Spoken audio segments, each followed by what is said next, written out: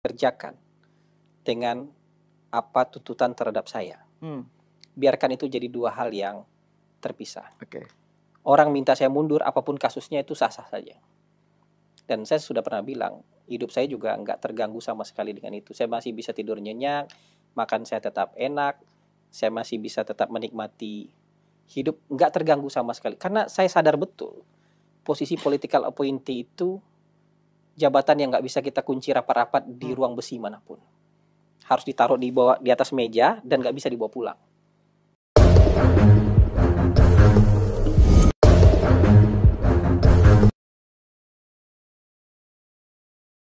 Iya, dan itu kan kemudian, nah ini kan contoh ya bagaimana, mungkin ini sekaligus saya pengen bagian akhir dari diskusi kita ya, bagaimana kita merespon cognitive warfare ini yang merentang dari soal labeling, soal framing, terus juga soal tadi half truth yang dipelintir dan seterusnya. Nah ini Bung Hasan Nasbi sebagai ketua KKK ini apa yang akan dilakukan ini dengan situasi yang sekarang ya, atau yang sudah dilakukan ini? Karena kan gini, ada misalnya kan ada setelah kasus dimasak aja itu kan ada sejumlah aktivis yang Hasan Nasbi harus turun, pokoknya itu nggak cocok karena dia cocoknya itu debater bukan komunikator gitu misalnya. Tapi ada juga yang bilang bahwa lo justru KKK ini selama ini underutilized, perannya untuk mengcounter DFK itu nggak optimal gitu. Jadi menurut Bung Hasan sebenarnya what is to be done? Saya tidak mau mengaitkan misalnya apa yang harus dikerjakan dengan apa tuntutan terhadap saya. Biarkan itu jadi dua hal yang terpisah. Oke. Orang minta saya mundur, apapun kasusnya itu sah-sah saja. Dan saya sudah pernah bilang, hidup saya juga nggak terganggu sama sekali dengan itu. Saya masih bisa tidur nyenyak, makan saya tetap enak, saya masih bisa tetap menikmati hidup, nggak terganggu sama sekali. Karena saya sadar betul, posisi political appointee itu jabatan yang nggak bisa kita kunci rapat-rapat di ruang besi manapun. Harus ditaruh di atas meja dan nggak bisa dibawa pulang. Jadi kapanpun bisa diambil oleh siapapun. Bisa digantikan oleh siapapun. Bahkan mungkin nggak perlu alasan juga untuk mengganti. Kalau mereka kan ngasih alasan, nggak perlu alasan juga bisa. Jadi itu buat saya tidak mengganggu sama sekali. Tapi kalau memerangi DFK, RCB, memang nggak bisa sendirian. Jadi pemerintah punya kantor komunikasi, punya Komdigi, punya BPMI, punya macam-macam. Itu harus terlibat semua. Tapi jauh yang lebih dibutuhkan keterlibatan sebanyak mungkin orang di luar. Karena ini kan kita bicara juga dengan mungkin nggak tahu jumlahnya 10.000 mungkin 20.000 atau ratusan ribu, kita nggak tahu. Kan nggak bisa dilawan oleh 1-2 agensi aja. Harus dihadapi oleh juga masyarakat yang sadar betul bahwa sekarang kita sedang menghadapi cognitive warfare. Jadi para pendukung pemerintah juga harus bangkit. Juga harus berdiri tegak, nggak bisa cuma santai-santai aja, juga harus berdiri tegak untuk membantah, untuk mematahkan logika mereka, untuk membalikkan kesimpulan mereka bahwa pemerintah nggak jahat. Kalau buat mereka kan pemerintah tiap hari jahat, apapun yang dikerjakan dicari sisi jahatnya. Bikin danantara jahat, bikin makan bergizi gratis jahat. Ada yang bilang makan bergizi gratis ini biaya kampanye buat terpilih lagi 2029. Ini lagi ngasih makan anak-anak. Dan ini sudah dikerjakan lebih dari 100 negara. Kamu mau bilang lebih dari 100 negara itu buat terpilih lagi periode kedua atau gimana? Ini dikerjakan lebih dari 100 negara kok makan bergizi gratis. Cek kesehatan gratis ini kan upaya preventif. Supaya biaya kuratifnya, biaya pengobatannya tidak terlalu besar. Kenapa? Orang kalau cek kesehatan sadar dengan kesehatannya, jadi jaga pola hidup. Supaya nggak membengkak tuh nanti soal-soal bayar-bayar BPJS dan segala macam. Ya, dibikin sekolah bermutu, renovasi ruang sekolah, ini kan buat masyarakat. Kalau masyarakat nganggap itu baik, ikan di mana salahnya?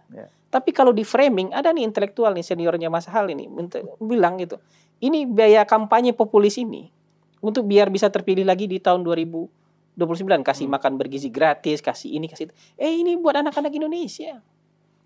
Sudah proven di lebih dari 100 negara yang mencoba itu. Jadi bukan kampanye-kampanyean ini. Jadi ini kan salah bentuk kognitif warfare, dan yang harus bangkit melawan ini semua nggak cukup hanya pemerintah. Karena pemerintah sebagian besar waktunya digunakan untuk bekerja. Ya. Komunikasi ini kan bagian kecil aja dari pemerintah nih, dan agensinya nggak banyak. Tapi yang perlu mendukung ini dan bangkit melawan ini adalah siapa? Masyarakat yang hari ini masih percaya dan mendukung pemerintah. Yang objektif aja nggak apa-apa. Kalau yang bagus bilang bagus, yang nggak bagus bilang nggak bagus, nggak apa-apa. Maksudnya kita kan nggak nutup diri juga. Yang nggak bagus dikritik buat kita kan juga nggak apa-apa.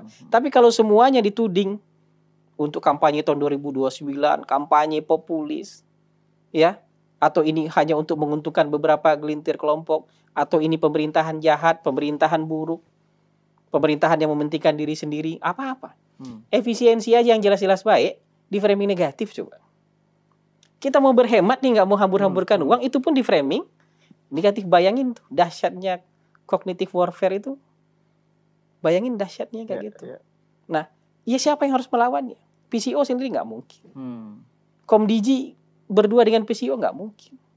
Sementara itu sikap defensif saja yang juga sudah dituduh sebagai menyerang kebebasan pers itu pun nggak cukup kan? Artinya cukup. Kan nggak cukup hanya dengan press release atau klarifikasi atau apa. Cukup. Karena itu daya sebarnya sampai di mana? Karena berita buruk larinya jauh, berita baik tuh larinya ngos-ngosan. Dan kalau kita sadar dengan situasi yang seperti itu, maka memang ini harus dilawan bersama. Jadi logikanya harus dipatahkan. Kesimpulannya harus diputarbalikkan. Kesimpulannya harus dilawan. Dan kebencian-kebencian itu ya harus dipatahkan. Anda nggak boleh benci. Kebencian Anda tidak beralasan, karena hari ini pemerintah sedang membangun, ini berpacu dengan waktu. Ketidakpastian global ini kita berpacu dengan waktu. Kalau kita mau melesat maju itu memang kita harus rukun loh. Kita harus rukun. Kalau kita mau berdebat hal-hal yang perlu diperdebatkan aja. Jangan tiap bangun pagi Anda merasa punya kewajiban harus berdebat. Jangan tiap pagi Anda punya kewajiban ya harus punya poin negatif soal pemerintah, dan itu harus dihambur-hamburkan kebencian itu di media sosial. Itu udah sakit itu menurut saya. Dan kalau itu dibiarkan, sakitnya nanti menular. Ya, kalau itu nggak dilawan, sakitnya nanti akan menular gitu. Dan kalau lebih banyak orang nanti yang seperti itu. Ya, dan penularan itu juga dimungkinkan karena tadi ada serangan terhadap para kelompok yang mendukung narasi pemerintah. Dibilang itu langsung di-labelin, itu labeling itu loh. Buzzer tidak RP hanya di label itu. Jadi pendukung pemerintah kebalik situasinya. Pendukung pemerintah hari ini diteror di media sosial dengan label macam-macam, dengan cancel culture seperti itu. Jadi ini harus kita lawan bersama-sama. Bukan karena kita memusuhi, tapi karena kita ingin negara kita baik. Bukan karena kita ingin mempersekusi, enggak ada persekusi. Ya. Bukan karena kita ingin meniadakan orang itu, enggak. Tapi yang mau kita lawan adalah pikirannya. Yang mau kita lawan adalah opininya. Yang mau kita lawan adalah cara dia membentuk persepsi negatif terhadap pemerintah. Kira-kira seperti itu. Oke.